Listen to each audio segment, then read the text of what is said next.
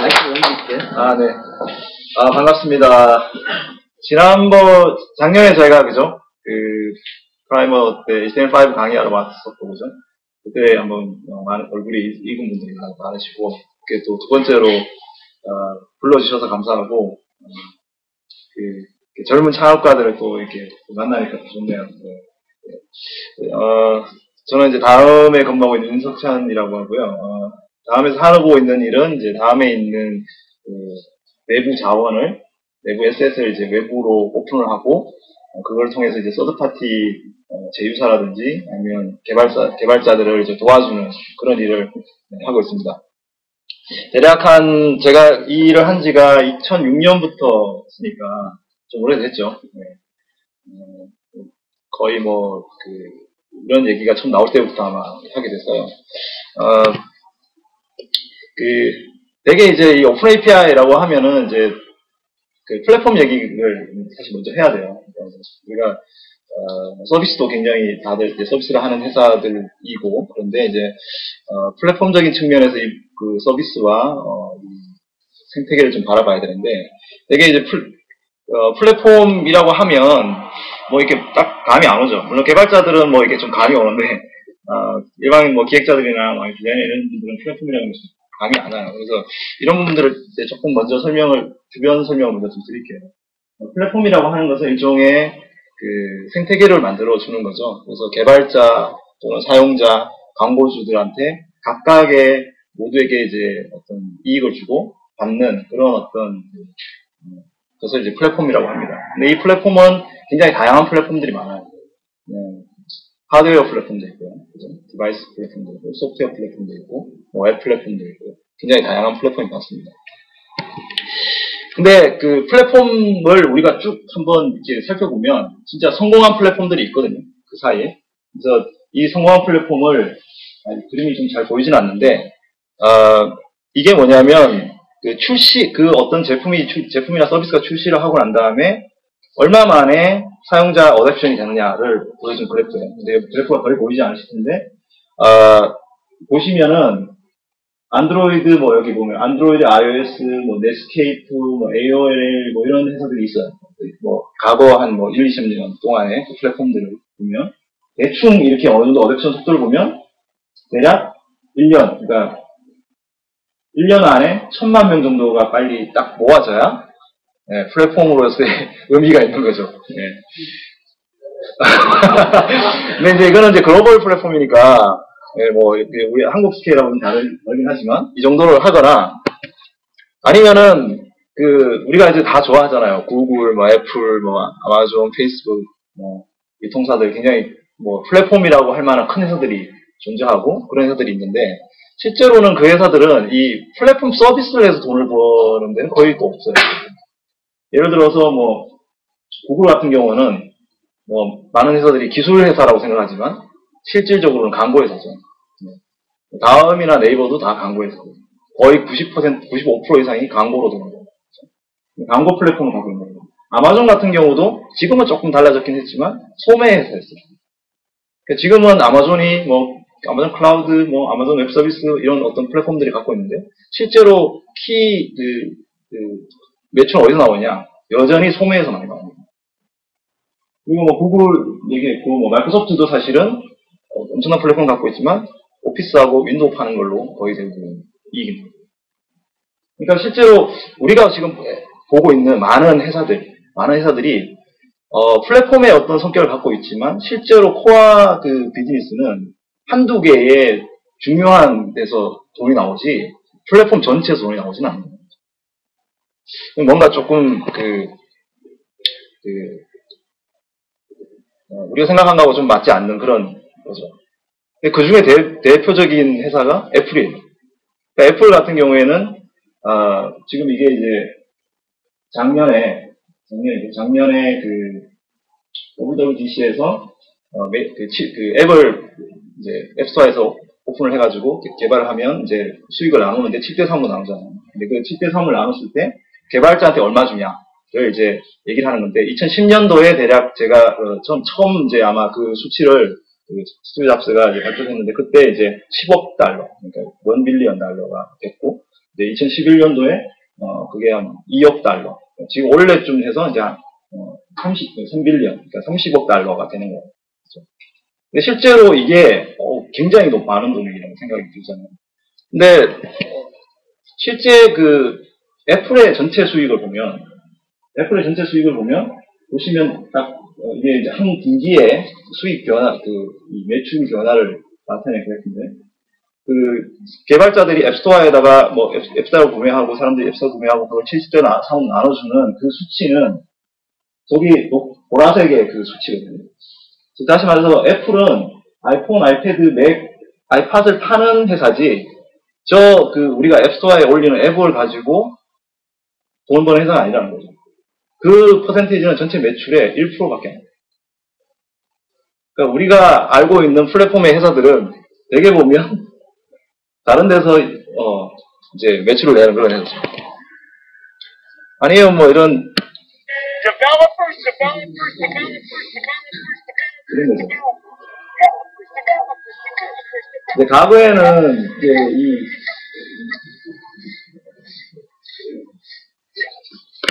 이 마이크로소프트가 과거에는 굉장히 뭔가 우리한테는 대단한 회사였었잖아요. 근데 지금 보면 뭔가 좀 억지로 막 시키는 같은 그런 느낌이 나죠, 그죠? 뭔가 이게 세상이 많이 바뀌었다는 거예요. 기본적으로 마인드가. 옛날에는 우리가 윈도우즈 개발자 이러면은 엄청난 대접을 받고 또 정말 대단한. 지금은 이제 그 역할을 대신 이제 구글이나 안드로이드나 애플 이런 데서 이제 대신하고 있는데, 플랫폼이라는 것은 우리가 보기에 굉장히 허상이 많이 있는 그런 거라고 볼 수도 있습니다.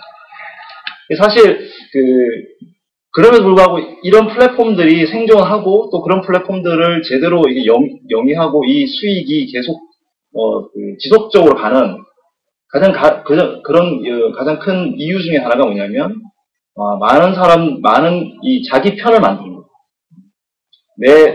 이 회사가 종교 집단이 아닌데 자기 편을 만드는 그런 일을 한다는 거예요. 근데 이거는 뭐랄까요, 좋은 플랫폼을 만드는 거는 이런 게 할 수 있어요. 뭐 사람을 많이 모으고 제품 많이 팔고 그리고 뭐 돈을 많이 벌어. 그까지는 좋은 플랫폼을 만들 수 있을 것 같아요. 근데 좀 더 위대한 플랫폼, 그러니까 이게 좀 지속적으로 좀 가는 플랫폼이 되려면 어떻게 해야 될까라고 생각해 보면 이 회사들이 좀 회사들한테 좀 필요한 뭔가 좀 1% 부족한 그게 더 필요하다는 거죠. 이제 그런 것들을 이제 오늘 조금 이제 더 제가 설명을 드리고 싶은데,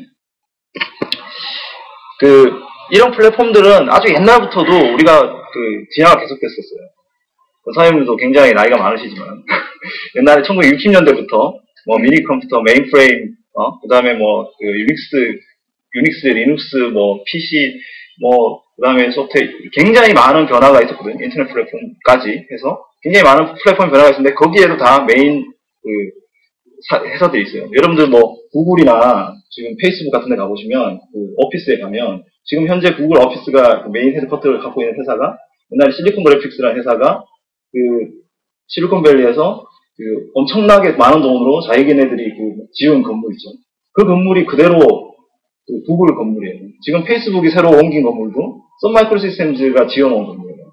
지금 선은 이제 오라클 인수돼가지고 뭐 이름 못 써졌지만, 근데 페이스북이 그 건물을 사서 건물은 오래 가네요. 어쨌든 근데 부동산이 최고인 가보네.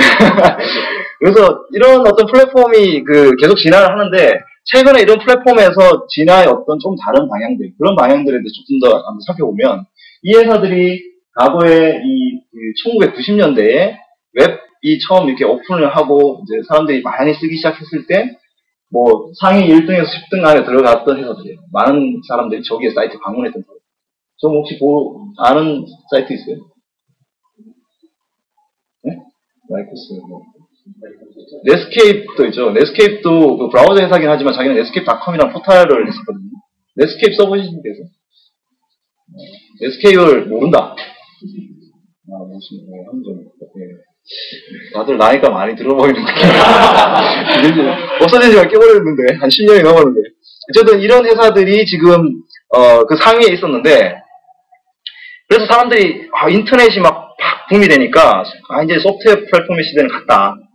인터넷 플랫폼이 왔다. 라고 생각했어요. 근데, 우리가 잘 알다시피 닷컴 버블이 꺼지면서 가장 처음에 깨진 회사가 저 회사거든요.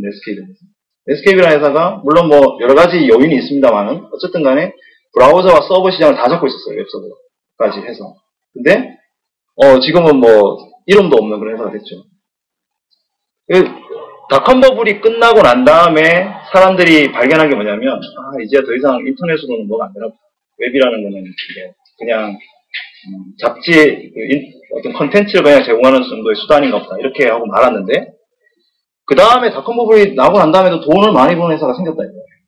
그죠? 여러분도 잘 아시죠? 돈 다 열심히 벌고 잘 벌고 지금도 그 상위에 올라 있는 회사들이죠. 아까 그 10위권에는 전혀 들어가 있지 않았던 회사들.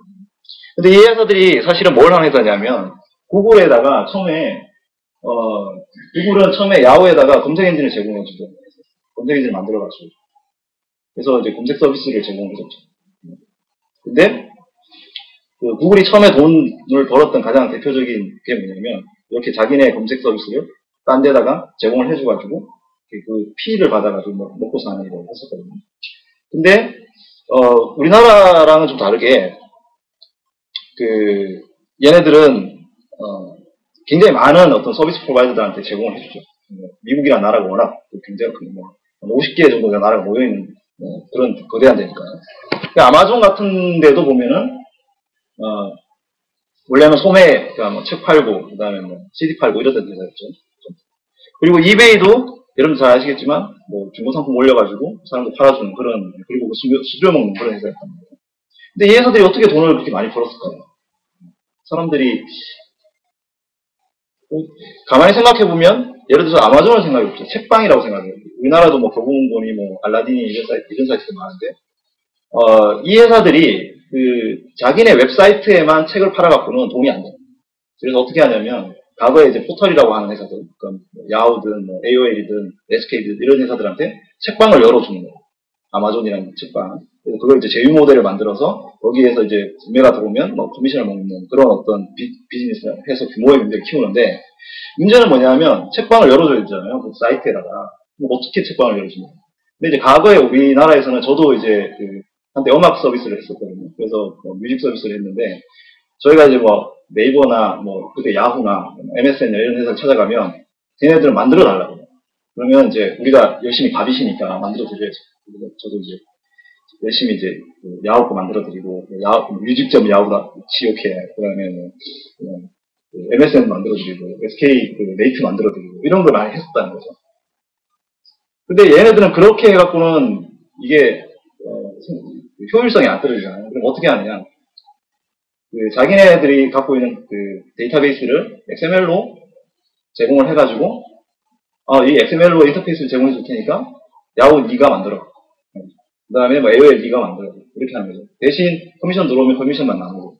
그러면은 자기네들은 데이터 웹 서비스만 제공을 해주고 사실 실제로는 다른 회사에 이렇게 노동을 해야 되는, 그러니까 SI적인 노동을 해야 되는 일을 안 하는 거죠. 한국은 다 해줘드렸죠. 다 되니까요. 네, 다 해드렸는데, 구글도 마찬가지예요. 구글도 야후에 제공할 때 그렇게, 야후 사이트 따로 만들어준 게 아니에요. API를 제공했습니다. 다음이 이제, 지금은 벌써 한 6년 전 얘기니까, 얘기를 해드리면, 그때 저희도 다음에 검색 서비스가 있는데, 거기에 웹 검색 같은 경우에 구글에 서비스를 받았어요. 근데 그때 받을 때도 어떻게 했냐면, 똑같이 야후에 주는 똑같은 API 인터페이스를 저희가 받아가지고 그 서비스를 만들었어요. 그때 돈으로 저희가 한 1년 연간 10억 가까이 로열티를 지급했거든요. 웹 검색 서비스를 하기 위해서. 걔네들은 그런 종류의 서비스가 지금도 구글에 엄청나게 많은 서드파티가 있어요. 예를 들어 라이코스도 구글 거 쓰고, 그다음에 에스크닷컴도 지금은 검색 엔진 서비스 안 하고 구글 거 쓰고. 미국에서는 한 1% 자기 시장 점유율 1% 정도만 되면 자기가 돈이 비즈니스가 들어가잖아요.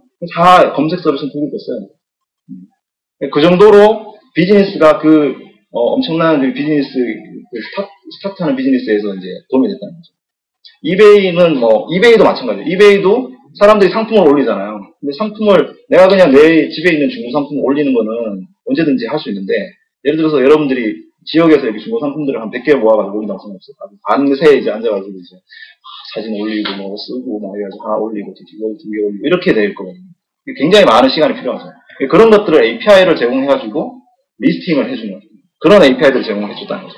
그러니까 이런 서비스가 일종의 자기네들의 자기네 적은 리소스를 가지고 많은 그 비즈니스를 만드는데 굉장히 큰 도움을 줬다라는 게 바로 이제 웹 2.0이라고 하는 그 얘기가 나온 거의 시작입니다. 왜냐하면 사람들 웹 2.0 그러면 되게 뭐 참여, 개방, 공유 뭐 이런 거 생각합니다. 근데 웹 2.0의 가장 기본 대표적인 컨셉은 뭐냐면 플랫폼으로서의 웹이에요.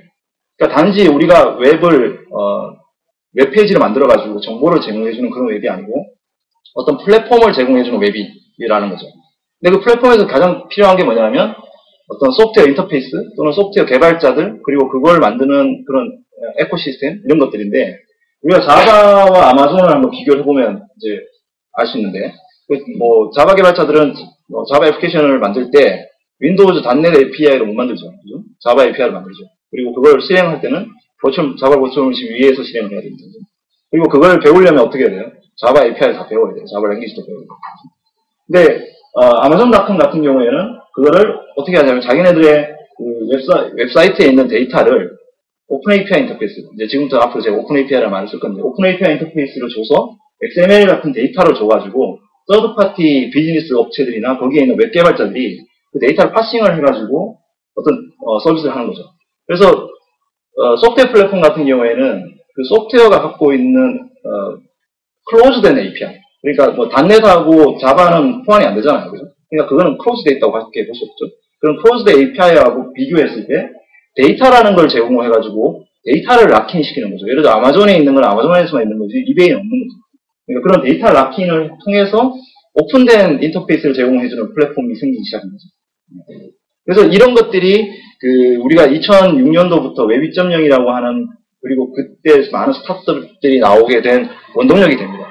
많은 회사들이 실제로 이런 아마존의 이베이나 이런 구글이나 이런 회사들이 갖고 있는 어떤 인터페이스를 갖고 비즈니스를 해가지고 이런 생태계와 서드파티가 많이 생겼고요. 그런 것들이 실제로는 그냥 단순히 그게 성장하는 데 있어가지고 이 네트워크 이펙트를 영향을 많이 받는 거죠. 예를 들어서 클로즈된 API들 같은 경우, 예를 들어 소프트웨어 플랫폼 같은 경우에는 이 네트워크 이펙트를 못 받아요. 왜 그러냐면 배우는 데 필요한 러닝 커브가 필요하죠. 그러니까 학습 비용이 있어요. 그러니까 어느 정도까지 배우는데 그리고 진입 장벽이 필요하기 때문에 그 API가 이렇게 커지기까지가 힘든데 그 웹 기반 API는 웹 개발자도 많고 그리고 인터페이스가 외부에 오픈돼 있고 그리고 그거를 쓰다가 보니까 뭐 이렇게 비즈니스가 되다 보니까 사람들이 계속 더 많이 써지고 이러기 때문에 그 네트워크 효과를 같이 극대화시킬 수 있는 그런 장점이 있는 거죠.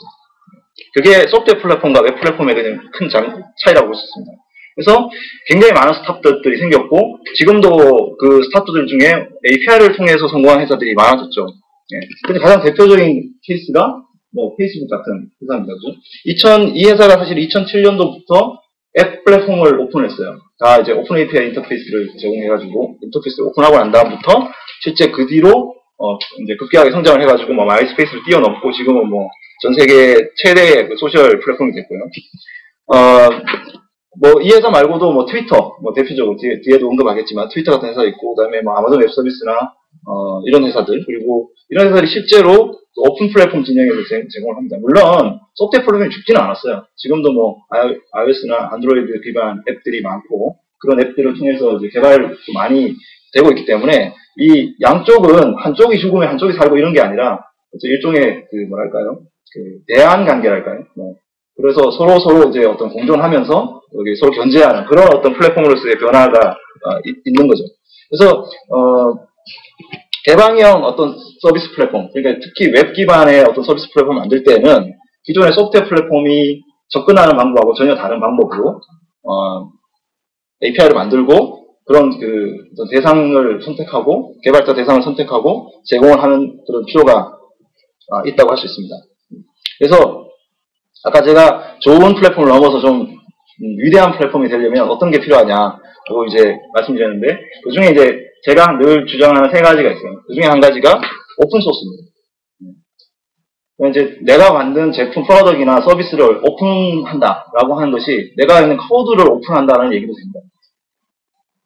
그래서 지금 굉장히 웹 서비스 1990년대 이후에 굉장히 많은 오픈 소스들이 나왔고 그 오픈 소스들이 초기에 어떤 여러분들 같은 스타트업들이 서비스나 제품을 만드는데 진입하는데 굉장히 많은 도움이 됐어요. 여러분들도 뭐 되게 오픈 소스 기반의 어떤 서비스나 뭐 이런 거 만드는지 모르겠는데 뭐 흔히 램프라고 하는 프로젝트 플랫폼이나 아니면 지금 그 성공한 어떤 그 오픈 소스 프로젝트 중에 뭐 파이어폭스나 워드프레스나 이런 어떤 제품들이 사람들을 이 오픈해가지고 뭔가 비즈니스를 일으키는 그런 어떤 것에 굉장히 큰 영향을 줬다는 거죠. 뭐 최근에는 이게 뭐 위키피디아나 아니면 뭐 오픈 코스웨어나 이런 어떤 문화적인 데까지 영향을 주고 크리에이티브 커먼즈나 그러니까 이게 실제 모든 어떤 첫 시작은 어디서 시작했냐? 오픈 소스에서 시작했습니다. 오픈 소스가 갖고 있는 어떤 철학이라든지 이런 어떤 정신이 실제로 많은 비즈니스와 많은 문화적 변혁을 일으키고 있는 상태라고 할 수 있습니다. 두 번째는 뭐냐면 표준이에요. 그것도 그냥 표준이라는 거는 힘센 놈이 갖고 있는 게 표준이에요, 사실은. 표준은 굉장히 상대적인 거거든요. 내가 힘세면 내가 윈도우인데 마이크로소프트인데 윈도우를 만들면 윈도우 API가 표준인 거예요.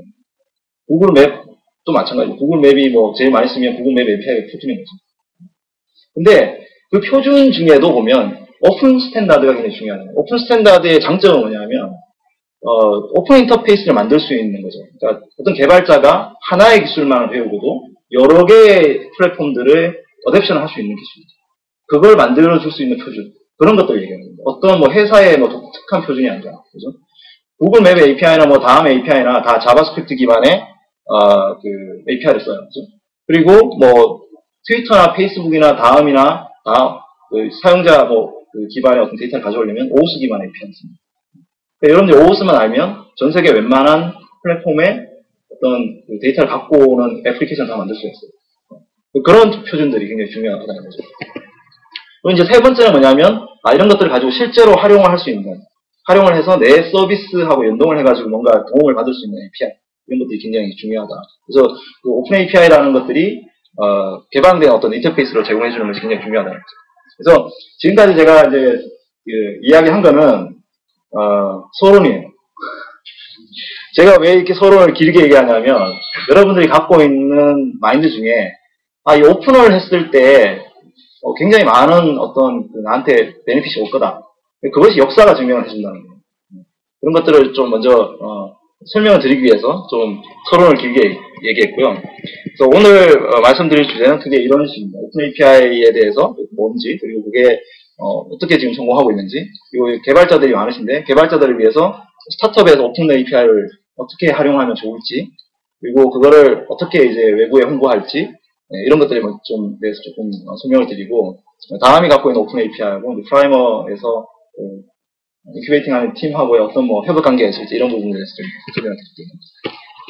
먼저 오픈 API라고 하면 위키피디아 이렇게 정의가 나오더라고요. 나중에 제가 자료를 다 공유해 드릴 테니까 쓰셔도 되고, 여기 보면은 이제 REST, SOAP, 자바스크립트라는 그런 웹 기술을 가지고 웹사이트와 인터랙션 하는 모든 어떤 기술들 이렇게 얘기를 하는데 굉장히 이렇게 좀 추상적이죠, 그죠?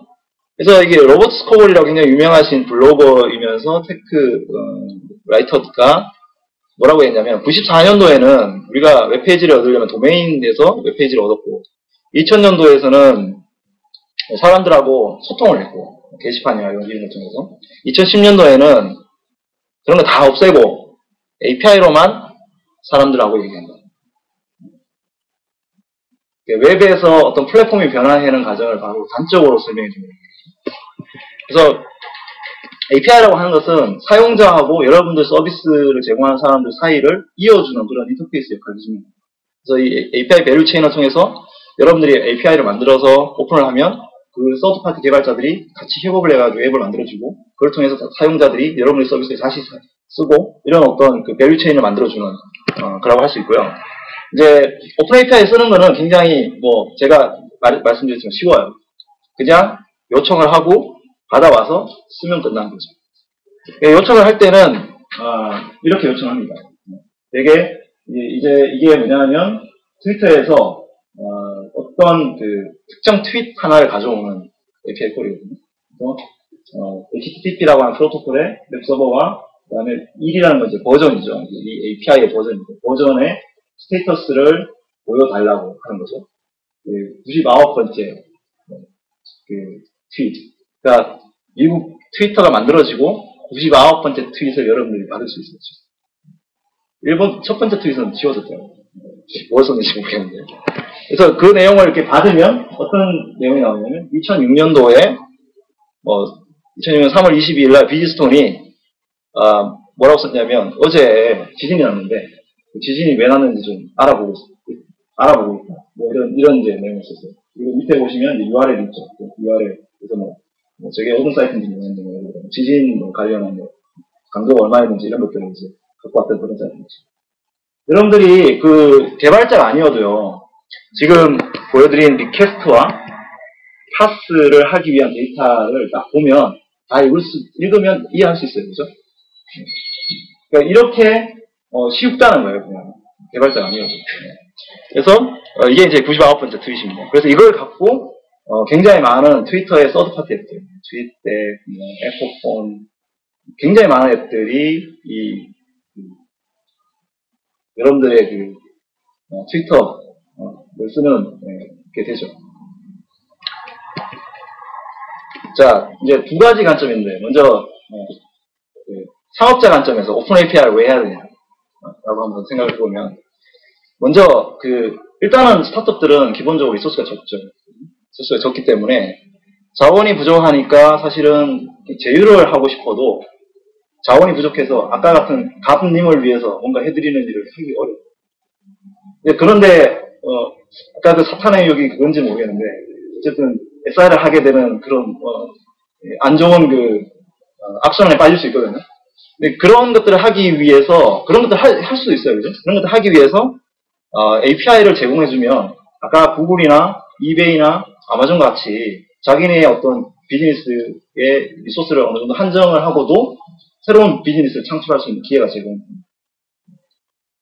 그리고 두 번째는 개발자도 적어요, 그죠? 개발자들 뽑기도 힘들고. 근데 우리가 API를 오픈해 놓으면 내 서비스를 좋아하는 서드파티의 외부에 있는 개발자들이 그 API를 가지고 뭔가를 도와주는 거죠. 다시 말해서 여러분들이 외부에 몇몇 먼스를 갖고 있는 거예요. 개발자 몇몇 먼스. 그래서 굉장히 이게 도움을 많이 줍니다, 실제로. 그리고 세 번째로는 투자자들한테 우리는 플랫폼이에요. 이렇게 어필할 수가 있어요. 물론 서비스를 하지만 이게 우리는 결코 죽지 않아요. 지금 이제 서드파티 개발자가 한 100명 정도 되고요. 쓰는 회사가 한 10개 돼요. 이렇게 하면 일단은 돈은 안 벌려도 뭔가 굉장히 어필합니다. 실제로 그게 죽지 않을 수 있는 이유가 될 수 있습니다. 여러분들 서비스는 잘 안 돼도 누군가 쓰고 있는데 걔네들이 잘 되면 그죠? 안 죽죠. 계속 갈 수 있죠. 그래서 그러다 보니까 API 증가 속도가 굉장히 빨라졌어요. 그러니까 과거에는 오픈 API를 큰 회사들만 만드는 걸로 생각했지만 실제로 굉장히 작은 회사들도 오픈 API를 많이 만들고요. 이게 프로그램.랩닷컴에 나오는 API 증가 속도입니다. 굉장히 빠르게 증가하고 있고 숫자도 굉장히 많이 증가하고 있고요. API 사용 현황도 보면은 이게 제가 어제 캡처를 뜬 건데 프로그램.랩닷컴에 이 통계가 있어요. 얼마나 사용을 하고 있나. 보시면 구글 맵스 이렇게 쭉 다 아는 그런 내용들이 있는데 잘 보시면 우리가 과거에 스타트업이라고 불렀던 아주 작은 회사들이 만들었던 API. 그 회사들이 처음부터 API를 만들었었는데 그 API부터 많아요. 예를 들면 트위터나 플리커나 페이스북이나 RESTFM이에요. RESTFM이 아주 저거는 진짜 또 재밌죠. 3%는 저게. 구글 트위터도 11%, 이베이도 3%밖에 안 되는데 RESTFM이 3%거든요. 저기도 아직까지는 큰 회사는 아니에요, 그죠? 저렇게 스타트업들이 갖고 있는 API도 많은 사람들이 필요한 쓴다는 거예요. 그래서 제가 이 오픈 API라는 거를 제가 웹 2.0이라는 데 관심이 많아가지고 하다 보니까 아무래도 기술을 하는 사람이다 보니까 플랫폼에 관심이 많고 웹 2.0이 이런 어떤 플랫폼적인 측면에서 굉장히 중요한 거구나라고 판단을 해가지고 다음에서 오픈 API를 한번 해보자 해서 제가 한 명을 데리고 2명이 팀을 만들어서 시작했어요. 2006년도에. 그리고 난 다음에 이게 남들은 어떻게 하는지 좀 가봐야 되겠다 해가지고 2007년도에 이베이에서 하는 개발자 컨퍼런스를 했습니다. 이게 그 라스베가스에서 그때 개발자 컨퍼런스 했던 그 2006년도니까 굉장히 오래됐죠. 좀 옛날 사진인데 찍어왔던 사진이에요. 딱 가봤더니 이 그 맨델리안 호텔의 엄청 큰 홀에 그 저런 어떤 그 컨퍼런스를 열어놓고 개발자들 몇천 명이 앉아가지고 밥도 먹고 뭐 이베이가 다 대주겠죠. 밥도 먹고 저거 아마 등록비가 그때 한 3, 40만 원 했던 것 같아요.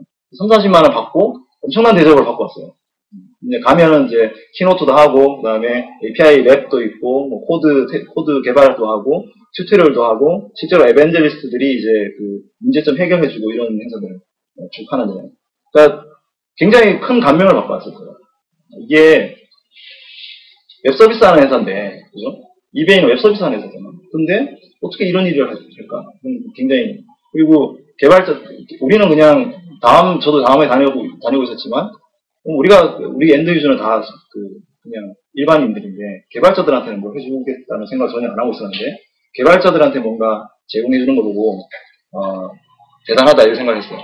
근데 더 놀라웠던 건 뭐냐면, 이베이 그 키노트 할 때 나왔던 발표 자료였어요. 그래서 이걸 제가 늘 뭔가 웹 2.0이나 이런 오픈 API 발표할 때마다 이걸 보여주는데, 이 2006년도 발표자인데, 2006년도 발표자를 보면 이렇게, 이베이 개발자가 3만 명입니다. 이게 이베이에 그 재직돼 있는 회사의 그 직원 개발자를 얘기하는 게 아니고 이베이 밖에 있는 사람들이 3만 명이에요. 2006년도에. 그리고 30억 API가 매달 나온다. API 콜이 30억 건이 나오는데 그 이베이에 올라가는 상품의 47%가 API로 콜을 한다. 즉 다시 말해서 여러분 53%가 사람들이 웹으로 올리거나 아니면 파워셀러들이 올리는 거고 47%는 외부의 서드파티들이 만든 애플리케이션을 갖고 앉아가지고 100개씩 이렇게 뭐 배치 올리거나 아니면 그걸 받아가지고 뭔가 이렇게 비딩하거나 이런 것들을 해주는 툴을 갖고 비즈니스를 만든다는 거예요. 근데 그게 매년 45%씩 증가해왔다는 거예요. 그러니까 이게 대단한 거죠. 물론 이제 미국이니까 가능한 일일 수는 있겠지만요. 어쨌든 엄청난 감명을 받고 왔어요. 그런데 그게 2011년도 그러니까 이제 작년이죠. 작년에 어떤 수치를 보면 굉장히 놀랍습니다. 일단 가장 놀라운 수치 중에 하나가 트위터가 하루에 130억 콜을 처리를 해요. 저게 언제냐면 2011년 5월입니다. 그러니까 작년 한 해 1년 전이죠. 지금은 어떨까요? 지금은 더 많겠죠. 그때 사용자보다 더 많고 지금은 그냥 단순히 그냥 애플리케이션들, 그러니까 트위터 앱들만 저거를 쓰는 게 아니고 소셜 마케팅 업체도 많잖아요. 클라우드 같은 경우에 보면 이제 데이터 분석해가지고 얘네가 뭐 평판이 얼마나 되나 이런 것도 하는데 제가 얼마 전에 얘기를 들어보니까 클라우드라는 회사가 스타트업인데 얼마 되지 않았는데 걔네들이 20억을 쓴대요. 2빌리언을 쓴대요. API 콜을 한대요. 트위터에. 그러니까 걔도 혼자 그 작은 회사가 지금 뭐 여러분들 가끔 가시는지 모르겠지만 그 확인하러 가는 가끔 하시는지 모르지만 어쨌든 그게 20억 빌리언, 그러니까 2빌리언에 대한 그 처리를 할 정도니까 엄청나게 커졌다는 거죠. 뿐만 아니고 큰 회사들 중에 넷플릭스 같은 경우는 100억 건. 저는 한 달이긴 하지. 아마존 같은 경우에 260빌리언이니까 2,600, 이게 계산되잖아요. S3에 오브젝트가 스토어되어 있는 거, 여러분들도 아마존 웹서비스 쓰는지 모르겠지만, 이미지라든지, 이런 것들 올리잖아요. 심플 스토리지 이런 거. 그 스토리지 올리는 게 260 빌리언 오브젝트가 저장이 되어 있고, 구글도 2010년 4월이니까 2년 전 4월이죠. 2년 4월에 하루에 50억. 지금은, 그러니까 이런 걸 가지고 우리가 빌리언 클럽이라고 해요. API 빌리언 클럽. 그러니까 대단한 그 회사들이긴 하지만, 작은 회사들도 있고요, 실제로. 그 API에서는 마켓 시어가 의미가 없어요. 그죠? 트위터가 제일 많아요. 마켓 시어가 없을 텐데. 근데 이런 회사들이 하는 일들을 보면 재밌는 걸 많이 합니다. 개발자들을 데리고, 이렇게 자기 API를 갖고 뭔가 서비스를 만들어 보게 하는 그런 종류의 행사를 많이 하는데, 우리가 최근에 해커톤이라든지 이런 얘기를 많이 들었죠. 해커톤 같은 행사가 있는데, 그런 행사들, 이 사실은 옛날에 많은 소프트웨어 벤더들이 하던 행사를 이어받아가지고, 웹 기반의 야후나 구글이나 이런 행사들이 핵데이라든지 이런 행사를 많이 했었고요. 그리고 최근에는 왼쪽 아래에 있는 뉴욕시 같은 경우에 뉴욕시의 오픈 API를 가지고 빅앱스라고 하는 블룸버그 시장이 직접 나와가지고 빅앱스라고 하는 행사로 직접 하고, 그리고 이제 오른쪽 밑에는 이제 페이스북에서 하는 해커톤 행사 같은 것들도 지금 진행하죠. 우리나라에서도 뭐 구글에서도 해커톤 하고, 다음에서 디브데이도 하고, 뭐 이런 행사를 많이 하는. 최근에는 그런 행사 많이 늘어났거든요. 코드잼도 있고, 그리고 뭐 스타트업 위켄드 이런 것도 있고 굉장히 많은데, 어쨌든 이런 것들을 통해서 개발자들을 많이 야후의 야후 핵데이의 한 장면이거든요. 보면은 그 야후 캠퍼스에다가 이렇게 저렇게 천막을 쳐놓고 텐트를 치고 자면서 저기서 피자 뭐 먹고 막 이러면서, 우리랑 똑같아요. 뭐 사실 개발자들이 밤에 이렇게 개발하면서 야식 먹으면서 개발하는 거, 이런 모습 똑같은 그런 행사들을 많이 진행을 했습니다. 이제 그 스타트업들도 제가 몇 가지 오픈 API 스타트업 성공 사례들 말씀을 드렸지만, 기본적으로 지금 최근에도 스타트업으로 성공한 데가 많아요. API를 통해 가지고. 예를 들어 인스타그램 같은 경우에도 자기네 애플리케이션 iOS만 제공을 합니다. 그렇죠? 근데 보면은 굉장히 많은 게 올라와요. 뭐 안드로이드 앱도 제공을 안 하는데, 여기 보시면 한 2,500개 정도 되는 외부 앱이 있어요. 인스타그램에 API를 쓰는. 그래서 걔네들이 뭐 사진을 보여주기도 하고, 웹 서비스 연동도 하고, 올리기도 하고, 이런 것들을 해주고요. 그리고 GitHub이라고 하는 뒤에 한번 설명해 드리겠지만, 오픈 소스 사이트가 있는데, 거기 가보면 거기 인스타그램 API로 쳐보면 한 250개 되는 라이브러리들이 있어요. 그러니까 인스타그램 API를 컨트롤할 수 있는 개발 라이브러리만 250개나 되는 거예요. 여러분들이 언제든지 그걸 포커해가지고 소스 코드를 갖고 내가 개발하면 금방 개발을 할 수 있는 거죠. 굉장히 많은 서드 파티들이 존재하는 거죠. 한국에도 그런 똑같은 성공 사례가 있어요. 그래서 미투데이 같은 경우에, 미투데이도 뭐 2006년도 그때 시작을 했는데, 그때 처음 시작할 때부터 API를 제공했습니다. 제공을 했고, 지금 보면 저도 뭐 과거에 한번 이런 앱을 하나 만든 적이 있었는데, 미투데이 앱을, 트위터와 미투데이를 이렇게 연동하는 앱을 만든 적이 있었는데, 한 200개 정도의 미투 앱이 있습니다. 그리고 지금 소셜 플러그인이라고 해서 미투데이에 댓글을 달 수 있는 그런 플러그인도 제휴사도 또 한 20개 정도 되고, 제가 작년 네이버에서 나온 상생백서의 데이터 통계를 보니까 지금 현재 미투데이에서 API 콜이 나온 게 월 2억 건 정도. 대단한 거죠. 물론 사용자가 많이 늘었기 때문에 그렇지만, 2억 건이면 1년이면 20억이잖아요. 빌리언 클럽이죠. 아까 데이도 있지만 연도 있으니까 연 20억이면 대단한 겁니다. 그래서 API를 통해서 많은 성공 사례들이 지금 현재 나오고 있고, 테드 윌슨이라고 하는 VC 창투사 감계자가 10가지의 어떤 골든 프린시플이라고 하는 것들을 이제 얘기를 한 적이 있어요. 지금 비디오를 볼 수는 없으니까. 그 중에 5번째가 make it programmable. 그러니까 여러분들의 서비스를 프로그래머블하게 만들어라. 그게 이제 여러분들이 한번 이 동영상을 나중에 한번 보시면 굉장히 도움이 많이 될 것 같아요. 창업자로서. 자, 이제 창업자 관점에서 말씀을 드렸으니까 개발자 관점에서 좀 말씀을 드려볼게요. 자, 왜 개발자는 API를 해야 되냐? 왜냐하면 여러분들이 프로그래밍을 한다는 것은 결국은 API를 디자인하는 것 같은 거예요. 왜냐하면 프로그래밍을 하는 것은 좋은 코드를 짠다고 하는 것은 모듈을 잘 만드는, 모듈화를 잘 시키는 거예요. 모듈화를 잘 시키고 각 모듈은 다 API로 다 구성이 되어 있습니다. 그렇기 때문에 여러분들이 프로그래밍을 좋은 코드를 만든다는 것은 API 디자인을 잘 하는 거랑 똑같은 얘기입니다. 여러분들 코드가 안 좋으면 API가 나올 수도 없어요. 실제로. 그렇기 때문에 실제로 중요하다. 그리고 좋은 API가 나오면 그게 항상 재사용성이 높은 수밖에 없다는 거죠. 제3의 개발자들이, 여러분들이 아닌 제3의 개발자들이 여러분들의 API를 봤을 때 다시 쓸 수 있는 확률이 높다. 그러다 보면 아예 처음부터 좋은 코드를 짜게 됩니다. 좋은 코드를 짜기 위해서 노력을 합니다. API를 제공을 하게 되니까. 한번 API를 만들고 나면 변경하기 어려워요. 그렇기 때문에 더 머리를 잘 써가지고 API를 만들게 되죠. 그리고 아까 창업자 관점에서 마찬가지지만, 개발자는 되게 회사에서 이렇게 약간 좀 몇 명 소외되는 그런 외딴 직군이잖아요. 그러다 보니까 내 편이 있으면 좋잖아요. 어디든지. 그래서 예를 들어 뭐 설득을 할 때도 내가 API를 오픈했는데 이게 쓰는 사람이 그랬대. 뭐 이런 식으로 이렇게 설득하면은 설득이 아주 잘 돼요. 그래서 외부에다가 대편을 많이 만들 수 있다.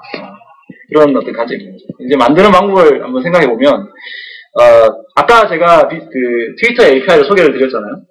아주 딱 봤을 때 문서를 안 보고도 이 API를 어떻게 써야 되겠다라고 딱 느낌이 올 정도로 API를 만들어요. 직관적으로. 그리고 한번 만들면 바꾸기 어렵기 때문에 호환성, 하위 호환성을 계속 유지를 해줘요. 버전에 따라서. 그렇기 때문에 설계를 완벽하게 해야 돼요. 그런데 이제 중요한 건 뭐냐면 이게 너무 많은 사람들이 보안에 신경을 씁니다. 이걸 트래픽을 하면 어떨까, 어뷰즈를 하면 어떨까, 이런 문제가 생겨가지고 막 보안 키도 만들어주고 이렇게 HTTPS도 만들고 굉장히 노력을 많이 고민을 많이 하는데 특히 보안 여러분들은 그렇게 할 필요 없어요. 많이 쓰면 대박입니다. 누가 어뷰징 해주면 그건 대박인 거예요, 사실. 그래서 처음부터 그렇게 많이 이렇게 많은 그 보안 고려사항을 할 필요 없어요. 나중에 페이스북도 보세요. 그죠? 페이스북도 지금 보면 처음에 다 그냥 막 열어놨다가 그냥 뭐 뒤에 이제 뒷수습 하잖아요. 원래 그런 거예요. 그리고 이제 다른 좋은 그 API들을 잘 벤치마킹 해야 됩니다. 카피 앤 페이스트가 다 돼요. 우리가 아무리 뛰어난 머리를 갖고 있어도 남들이 만들어 놓은 것만큼 더 이상 하기가 쉽지는 않거든요.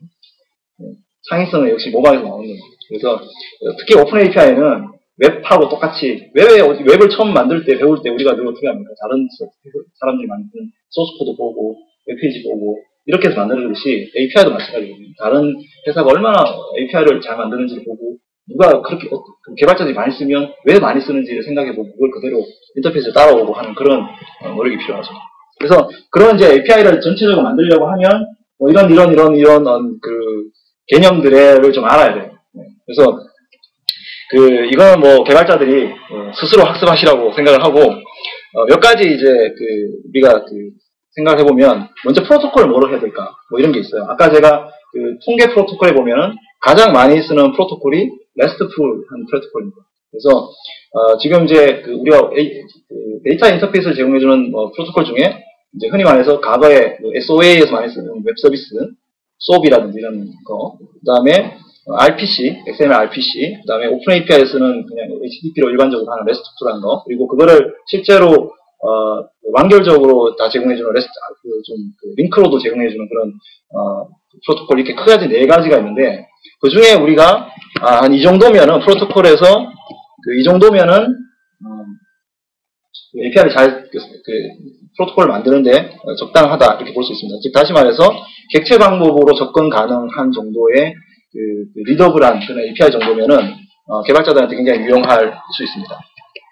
그래서 하나씩 베스트 프랙티스를 간단하게 설명을 드릴게요. 제가 오픈 API를 만들고 서비스하면서도 느낀 거고요. 다른 회사에서도 지금 제공하는 오픈 API에서도 거의 이런 식으로 하기 때문에 알려드리고 싶어서 말씀드리는 건데 URI에 어떤 객체적인 표현을 다 해가지고 딱 사람들이 직관적으로 봤을 때 그걸 이해하기 쉬우면 돼요. 예를 들어 저거는 사진을 생성하는 거구나. 사진을 한 장을 보여주는 거구나. 사진을 업데이트하는 거구나. 사진을 지우는 거구나. 이렇게 딱 URI의 표현만 딱 봐도 어떤 동작을 하는지가 딱 이렇게 눈에 들어와야 되겠다는 거예요. 두 번째는 처음에 뭔가를 만들었는데 예를 들어 코드를 리팩토링을 했다. 그러면 이게 과거에 나가 있는 오픈 API하고 호환성이 안 맞을 수 있거든요. 그렇기 때문에 과거 코드와의 호환성을 맞추기 위해서 API 버저닝을 해야 됩니다. 지금 다음 같은 경우도 지도 API의 버전이 1, 2, 3가 있어요. 지금 1, 2, 3를 다 제공해주거든요. 물론 자바스크립트 API이기 때문에 자바스크립트 라이브러리만 있으면 돼서 그렇게 어렵진 않은데 어쨌든 이런 호환성을 맞춰주는 작업들을 해야 된다는 거죠. 왜냐하면 여러분들이 막 바꾸면 개발자들이 죽어나요. 서드파트 있는 개발자들. 그렇기 때문에 호환성을 잘 맞춰야 된다는 거죠. 그래서 또 중요한 건 뭐냐면 에러 처리를 잘해야 됩니다. 이건 사실은 개발할 때 있어도 굉장히 중요한 건데 그죠? 오픈 API에서 똑같이 중요한 겁니다. 그리고 네 번째로는 다양한 포맷들을 제공을 해줘야 돼요. 그래서 XML이든 JSON이든 RSS든 이렇게 다양한 포맷을 제공을 해줘야 되고 최근에는 대세가 XML RSS 이게 예전에 많았는데 지금은 다 JSON으로 돼요. JSON이라는 것은 이제 자바스크립트 오브젝트 노테이션이라고 해서 자바스크립트에서 사용할 수 있는 데이터 노테이션, 객체 노테이션을 가지고 JSON이라고 하죠. 여러분들도 아마 어느 정도 다 아시고 계실 거예요. 그죠? JSON 방법을 쓰면 자바스크립트에서도 여러분들의 API를 쉽게 쓸 수가 있습니다. 서버가 없어도 파싱해서 쓸 수가 있기 때문에 아까 제가 보여드린 그 비즈스톤의 트윗을 자바스크립트로 그걸 그냥 콜을 해가지고 쓸 수가 있어요. 그렇기 때문에 그 굉장히 좋고요. 그거를 이제 콜백 함수만 제공을 해주면 바로 쓸 수 있다는 거. 아까 또 다섯 번째로는 이 그 보안이 중요한 게 아니라는 거예요. 그러니까 뭐 API 키 만들어서 트래픽 제어하고 이거는 뭐 좀 저희들 좀처럼 좀 큰 회사가 뭐 약간 어뷰징을 좀 방지하기 위한 시스템 방지를 위해서 하는 거지. 뭐 여러분들 같은 스타트업 회사들은 많이 쓰게 하는 게 중요한 거예요. 그래서 뭐 보안에서 또 그럼에도 불구하고 이제 사용자 기반 데이터를 제공을 해주려면 오스 같은 어떤 표준 프로토콜을 사용하는 것이 좋고요. 그것은 뭐 아마 거의 필수적으로 해야 될 것 같습니다. 그리고 뭐 암호화 제공은 뭐 꼭 해도 되고 안 해도 되고 그런 생각 같아요. 저희도 안 하고 있기 때문에. 그래서 API 서비스를 만들게 되면 되게 이런 구조를 갖고 만들게 됩니다. API 제공자가 어떤 그 API 서비스 요청자들한테 제공을 해주기 위해서 뭐 다양한 뭐 모니터링 시스템이라든지 등록 툴이라든지 가이드 이런 것들을 제공해주는 그런 형태를 제공하고요. 여러분들이 이제 소프트웨어 개발할 때 그럼 오픈 API를 같이 만들기 좋은 프레임워크가 있나요? 이렇게 물어볼 수 있잖아요. 많아요. 그래서 웬만한 MVC 프레임워크들을 쓴다고 여러분들이 쓴다고 하시면 대부분 레스트풀한 지원이 됩니다. 레스트풀한 API가 바로 나가는. 그러니까 여러분들이 설계를 해가지고 그 어떤 그 프로덕트를 만들면 그 서비스에서 바로 API가 나갈 수 있도록 제공을 해주고 제이선을 바로 베타해주는 그런 API들이 나옵니다. 그래서 뭐 레스트풀 지원 API 위키피디아에 보면은 리스트가 있고요. 그리고 뭐 파이썬 같은 거 요즘 많이 쓰니까 파이썬에서 뭐 피스톤 같은 걸 쓰면 또 도움이 되고요. 뭐 루비 온 레일즈나 뭐 이런 것도 써도 도움이 되고요. 최근에는 노드.js라고 이제 많이 기술이 나왔잖아요. 그래서 자바스크립트 기반의 그 백엔드 서버인데요. 근데 여러분들이 뭐 어떤 뭐 이벤트가 많다. 뭐 예를 들어 비딩을 한다거나 아니면 채팅을 한다거나 이런 종류의 이벤트가 많다고 하면 노드.js를 쓰면 되는데 그것들이 실제로 API도 바로 뱉어줍니다. JSON API를 뱉어주는 그런 프레임워크이고 최근에 이런 프레임워크들은 나오는 프레임워크들은 되게 오픈 API를 인터페이스 지원해주는 프레임워크이다 이렇게 보시면 됩니다. 근데 이제 그거를 이렇게 API를 만들어 놓고 그냥 이렇게 홍보를 하려면 홍보가 잘 안 되잖아요. 그래서 그런 것들을 제공해주는 회사들도 많아요. 예를 들어 뭐 매시얼이나 매시에이프 같은 회사 같은 경우에는 여러분들이 저 사이트에 오픈 API를 등록을 해놓으면 저 사이트가 일종의 캐싱 같은 걸 해가지고 뭐 API 키도 발급을 해주고 그렇게 해가지고 그 서드 파티 그 사람들이 저 사이트를 통해서 여러분들의 API 접근하는 그런 게 가능하거든요. 그러니까 여러분들 그냥 API 그냥 API만 만들면 뭐 키 관리나 트래픽 제어나 이런 것들은 저 회사들이 다 해줘요. 공짜로. 그러니까 좋은 거죠. 저런 회사들이 제공해준다는 거. 그래서 저기 찾아보시면 저런 서비스 프로바이더들을 이제 좀 찾아보시면 근데 이제 그 저런 사이트들이 주로 해외에 있어서 뭐 국내에 얼마나 더 있을지는 좀 모르겠는데 어쨌든 한번 테스트적으로는 해볼 게 있을 것 같아요. 그리고 이제 사용자 데이터를 보완하는 방법은 이제 OAuth라고 하는 방법이 있는데 굉장히 복잡한 뭔가 프로세스가 있어요. 이게 다 이해할 필요는 없고 여러분들이 트위터에다가 트윗덱이나 아니면 에코폰에 어떤 트위터를 쓰고 싶으면 여러분들 아이디 패스워드 넣어가지고 트위터에 한번 갔다가 와가지고 이렇게 트윗덱이나 아니면 에코폰 같은 앱을 쓰잖아요. 그거하고 똑같은 방법이라고 생각을 하시면 돼요. 그래서 모든 회사들이 거의 대부분 이 OAuth라고 하는 프로토콜이라는 방법을 써가지고 유저의 데이터를 가져오는 또는 유저 데이터에 업데이트를 하는 그런 기능을 수행하는 게 되고 여러분들이 단순히 받을 수 있는 건 뭐냐면 토큰이라는 거 하나밖에 못 받아요. 예를 들어 뭐 트위터의 유저 아이디 뭐 개인정보 이런 거 받을 수 있는 건 아니고 토큰 하나가 맞는 거예요. 근데 토큰이 할 수 있는 일이 무지막지하게 많은 거죠. 트위터에 올릴 수도 있고 친구를 갖고 올 수도 있고 뭐 이런 일들을 다 할 수 있는 거예요. 물론 사용자는 그렇게 하는지는 잘 몰라요. 이게 뭐 그냥 자동으로 되는 건지 알지. 그래서 이 토큰을 뭐 남용을 하면 안 되겠지만 어쨌든 토큰을 쓰면은 오스에서 제공해주는 기능들 대부분은 다 내가 유저인 것처럼 애플리케이션을 쓸 수 있다는 거예요. 그래서 여러분들의 서비스도 오스를 만들어 놓으면 이제 그렇게 할 수 있습니다. 그다음에 또 이제 중요한 게 문서화입니다. 그래서 문서화는 뭐 레퍼런스나 뭐 변경 기록 코드 변경 기록이나 코드 샘플이나 뭐 이런 것들을 이제 개발자들한테 제공을 할 필요가 있기 때문에 해야 되고요. 그다음에 또 개발자들이 뭐 이렇게 요청할 때 가장 손쉽고 편하게 이제 지원해 줄 수 있는 방법이 뭐 버그 트래커, 이슈 트래커를 쓰는 거라든지 게시판 포럼이라든지 아까 제가 이제 그 흔히 말씀드린 GitHub이라고 하는 그런 사이트를 통해 가지고 지원을 해줄 수도 있고요.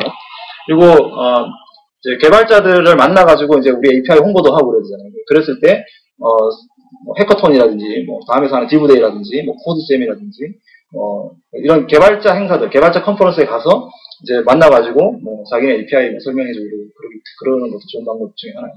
제가 이제 가끔 해외 컨퍼런스 가보면 이 티셔츠를 딱 입고 자기네 API 사이트 주소를 딱 적고 이렇게 다니는 그런 사람들이 있어요. 보면 뭐 핵 투데이 뭐 이래가지고 뭐 이렇게 자기 API 주소 적고 다니고 그것도 굉장히 좋은 홍보 방법인 것 같아요.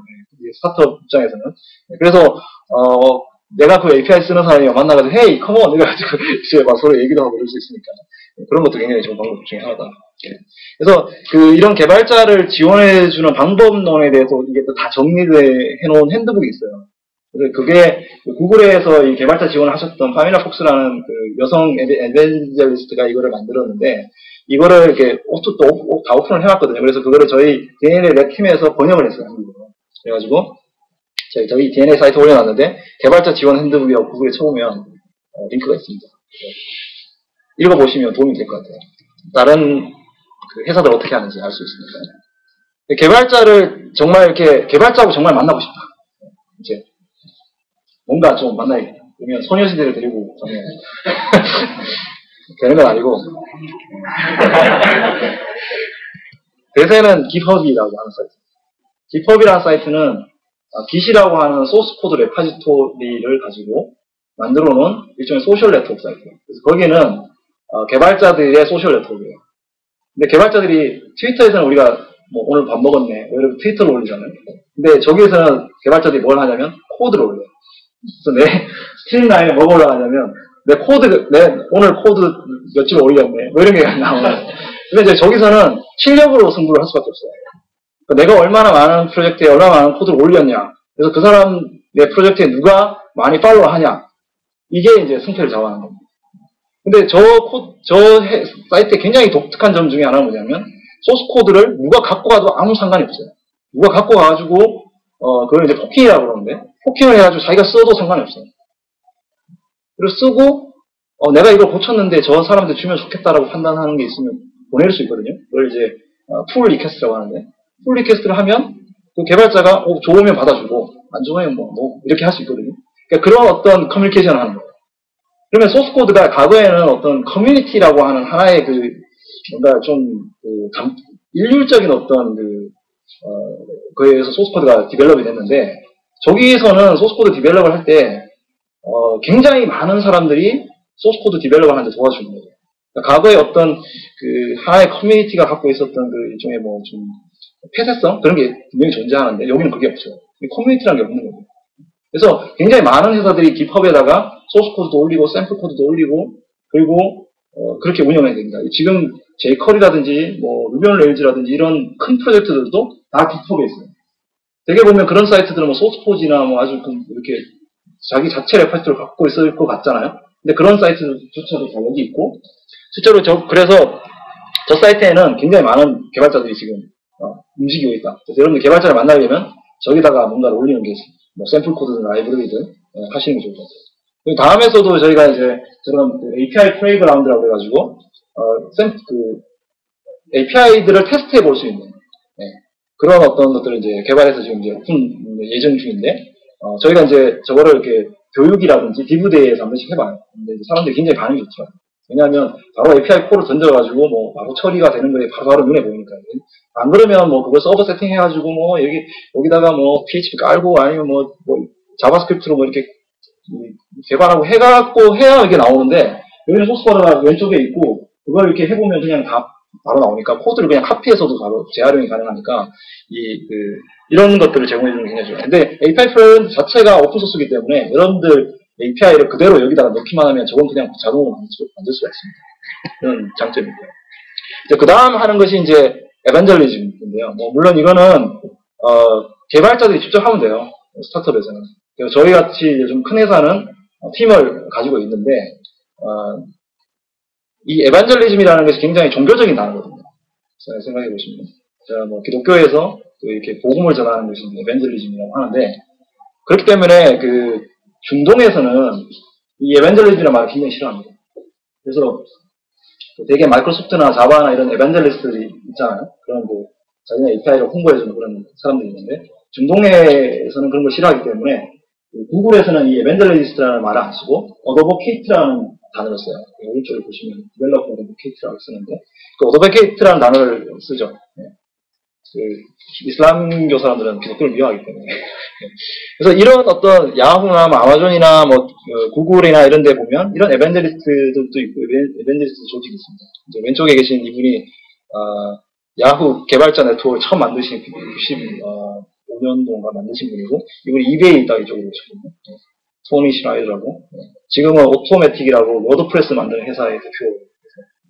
굉장히 그 초창기 시작하신 분이고 이제 두 번째 계시는 존 바라고 이제 아마존 웹서비스의 그냥 가장 최고의 에반젤리스트입니다.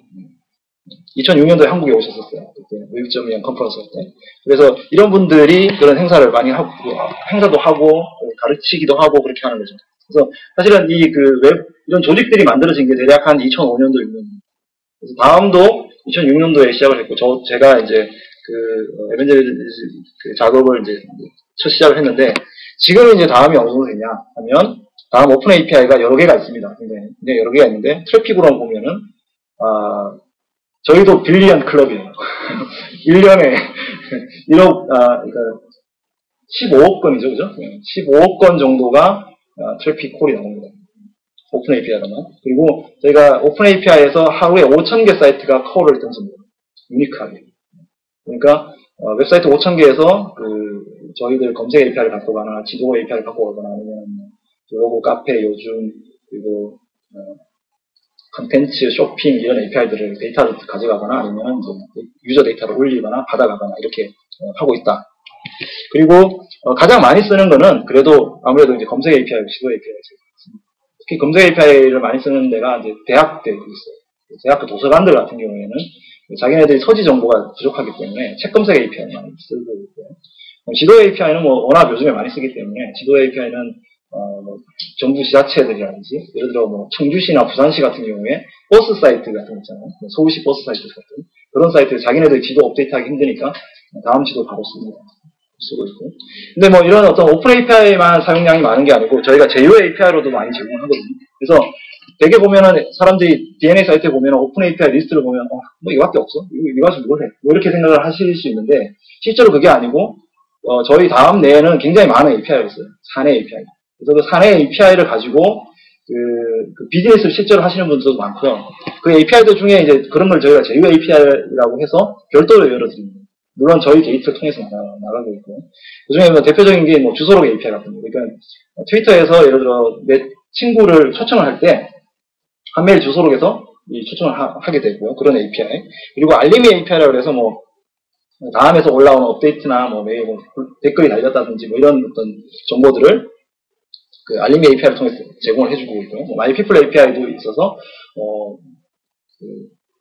게임 회사들 같은 경우에는 이제 게임 길드 같은 거 있잖아요. 오늘 공성전 하는데 다 모여. 뭐 이러면 이제 마이피플로 날릴 수 있도록 그런 걸 할 수 있는 그런 API가 제공이 돼서 각 제휴사들하고 지금 어느 정도 제휴를 하고 제공을 해주고 있는 중입니다.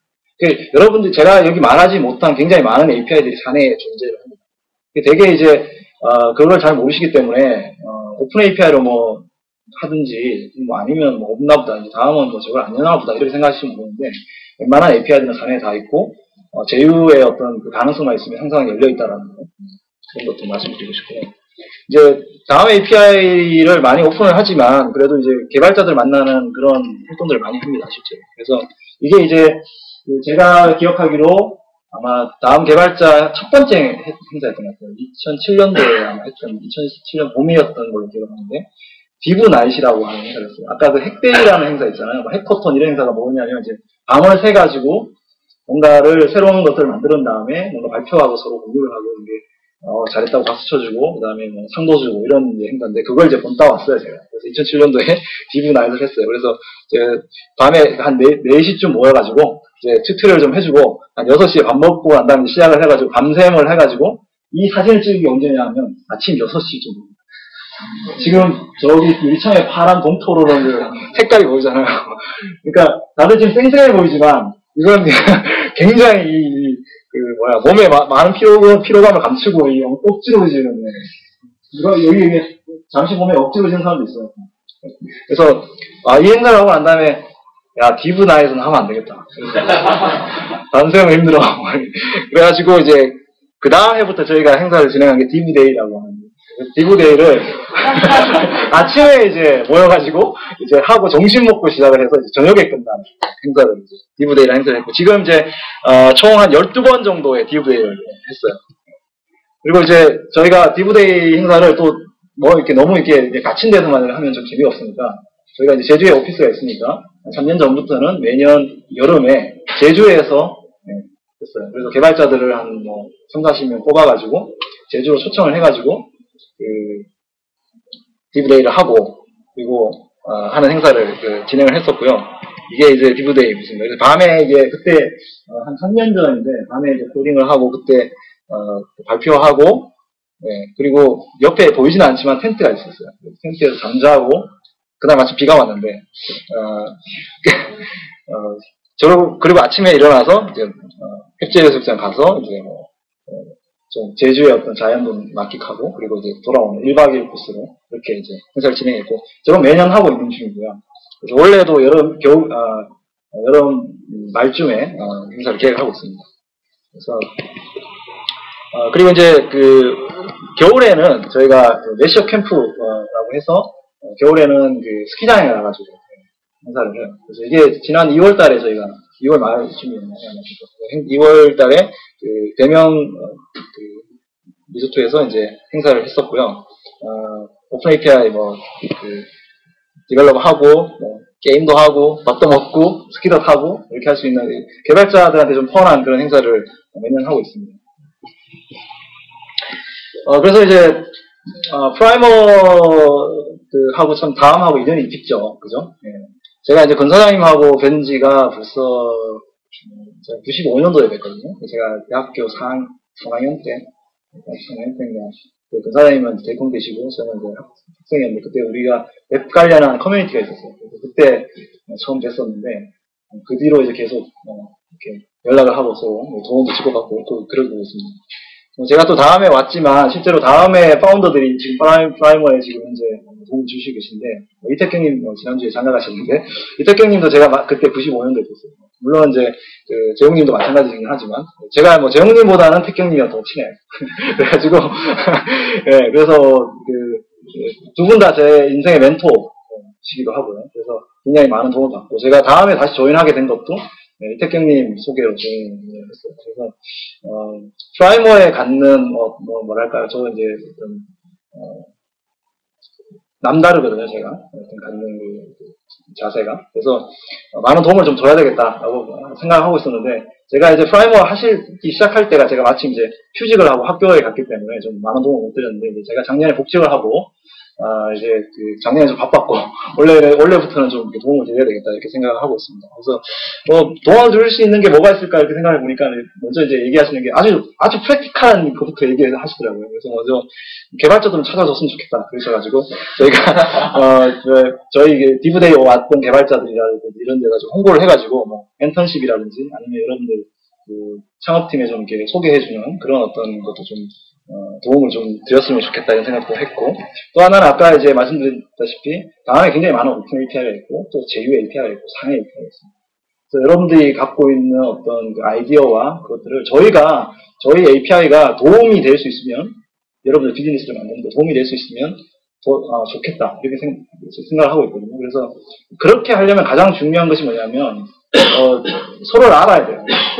서로를 알기가 쉽진 않거든요. 왜냐하면 오픈 API 정도는 다 보니까 알 수 있는데 인터넷 API 이런 것들은 쉽지 않거든요. 물론 여기 팀 몇 개 팀은 저희랑 협의도 한번 그런 진행도 했었는데 그게 그냥 그렇게 협의만 해갖고는 진행이 잘 안 되더라고요. 그래서 제 생각에는 아예 다음에 와가지고 한 달이든 이렇게 같이 있으면서 같이 일을 하는 거죠. 저희 API를 운영하는 팀 같은 경우에는 인터넷 API도 지원을 하고 있기 때문에 인터넷 API 지원하는 것들을 저희 같이 지원하면서 뭐가 있는지 보고 여러분들 비즈니스에 어떤 도움이 될 건지도 확인해보고 그런 것들을 같이 이렇게 매일 만나면서 얘기를 하면 크게 도움이 되지 않을까 이런 생각이 듭니다. 그래서 올해 정도에 한번 창업팀이든 엔턴십팀 좀 제주도 서울이든 제주면 더 좋을 것 같아요. 그래서 와서 이렇게 할 수 있도록 저희가 좀 지원을 하실 수 있을까 지금 이제 고민을 해보고 있습니다. 여러분들도 한번 그럴 만한 우리가 다음이랑 뭔가 하면은 그 다음에 무슨 서비스에 무슨 기능 그게 API고 나와 있지는 않지만 이거랑 뭔가 연결하면 정말 좋겠다고 생각되는 게 있으시면 저희하고 같이 그렇게 아예 제휴로 이렇게 처음부터 제휴로 진행을 하면 많은 도움을 주고받지 않을까 그런 생각을 듭니다. 그래서 저희 사이트는 다음 DNA라고 하는 사이트예요. 그래서 DNA라고 그러니까 사람들이 무슨 생명공학에 투자를 하셨습니까? 이렇게 물어보시는데 약자가 이제 다음 디벨로퍼스 네트워크 앤 어필리에이트 개발자와 제휴사를 같이 지원해주는 사이트다. 그래가지고 이제 다음 DNA입니다. 그래서 오픈 API가 많이 오픈을 했으니까요. 여러분들이 좀 보셔서 사용도 해주시고 그렇게 해주시면 감사하겠습니다. 그레이트한 어떤 서비스를 만들고 플랫폼을 만든다는 거 굉장히 중요한 일인데 그거의 1%를 채워주는 것이 바로 내 편을 많이 만드는 겁니다. 내 주변에 편을 많이 만드는 거고요. 그 중에 가장 대표적인 편 유저들도 있지만 나를 도와줄 수 있는 가장 대표적인 편이 개발자들이거든요. 근데 그 사람들한테 제대로 어떤 내 편을 만들려면 그 사람들의 마음을 사야 돼요. 그 사람들이 나를 기꺼이 도와줄 수 있는 자기의 시간을 들이고 비용을 들여서 할 수 있는 마음을 사는 겁니다. 그래서 구글에다가 개발자의 마음을 사는 법이라고 검색을 해보시면 제 글이 제일 앞에 나오는데 제가 이게 2005년도에 쓴 글이거든요. 근데 제가 지금 봐도 명문이네요. 한번 읽어보세요. 저걸 보고 제가 다시 저걸 한번 써봤는데 읽어보고 굉장히 감명을 받았어요. 근데 이제 아이러니하게도 이 밑에 두 번째 나온 검색 결과가 있는데 사람 잡는 약은 폐 잘라낸 SI 개발자. 한국의 IT 개발자가 사는 법은 폐를 잘라내고 야근을 해야 이게 이 두 개의 글이 같이 나오는데 정말 마음이 아프더라고요. 이게 한국의 참 실정이구나 이런 생각이 들었습니다. 그래서 이런 어려움이 있는 나라긴 하지만 개발자들은 그래도 다른 어떤 직군들과 달리 열정을 갖고 있고 그런 사람들이에요. 그래서 여러분들도 회사를 하시면서 그런 다른 회사에 있는 개발자가 우리 회사 스카우트 대상으로만 보지 마시고 여러분들의 플랫폼에 동지들이 될 수 있다라고 판단을 하시고 접근을 하시면은 여러분들 플랫폼과 서비스가 잘 될 수 있지 않을까 그런 생각이 듭니다. 네, 여기까지 하고 마치겠습니다. 감사합니다.